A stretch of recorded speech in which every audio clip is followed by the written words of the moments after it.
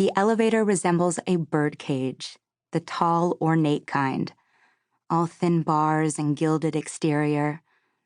I even think of birds as I step inside, exotic and bright and lush. Everything I'm not. But the woman next to me certainly fits the bill, with her blue Chanel suit, blonde updo, perfectly manicured hands weighed down by several rings. She might be in her 50s, maybe older. Botox has made her face tight and gleaming. Her voice is champagne bright and just as bubbly. She even has an elegant name, Leslie Evelyn. Because this is technically a job interview, I also wear a suit. Black, not Chanel. My shoes are from Payless. The brown hair brushing my shoulders is on the ragged side. Normally, I would have gone to Supercuts for a trim, but even that's now out of my price range.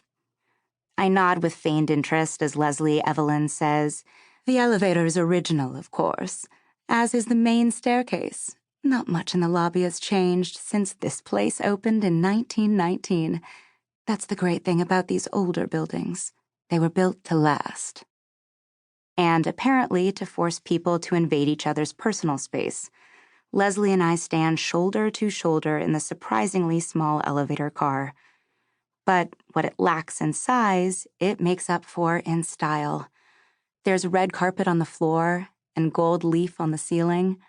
On 3 sides, oak-paneled walls rise to waist height, where they're replaced by a series of narrow windows.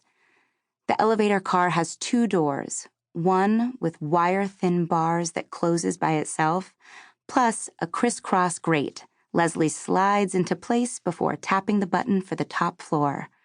Then we're off, rising slowly but surely into one of Manhattan's most storied addresses. Had I known the apartment was in this building, I never would have responded to the ad. I would have considered it a waste of time. I am not a Leslie Evelyn, who carries a caramel-colored attaché case and looks so at ease in a place like this. I'm Jules Larsen, the product of a Pennsylvania coal town with less than $500 in my checking account. I do not belong here.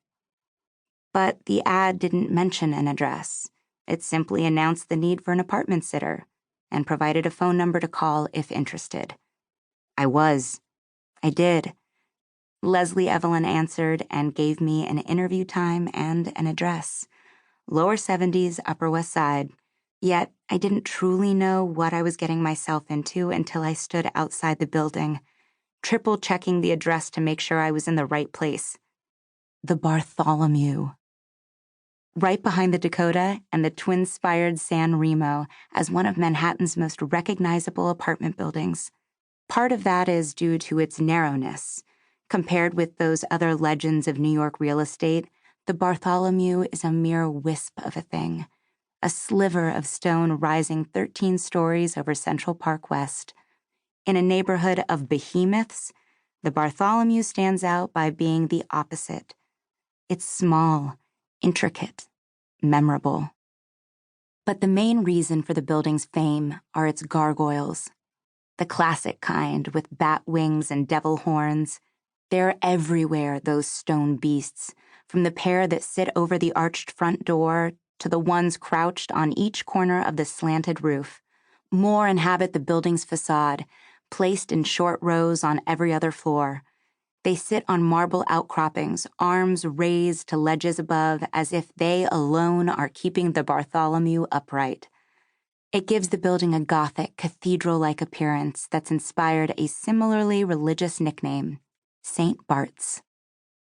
Over the years, the Bartholomew and its gargoyles have graced 1,000 photographs. I've seen it on postcards, in ads, as a backdrop for fashion shoots. It's been in the movies and on TV, and on the cover of a best-selling novel published in the 80s called Heart of a Dreamer, which is how I first learned about it. Jane had a copy and would often read it aloud to me as I lay sprawled across her twin bed. The book tells the fanciful tale of a 20-year-old orphan named Ginny, who, through a twist of fate and the benevolence of a grandmother she never knew, finds herself living at the Bartholomew. Ginny navigates her posh new surroundings in a series of increasingly elaborate party dresses while juggling several suitors. It's fluff, to be sure, but the wonderful kind. The kind that makes a young girl dream of finding romance on Manhattan's teeming streets.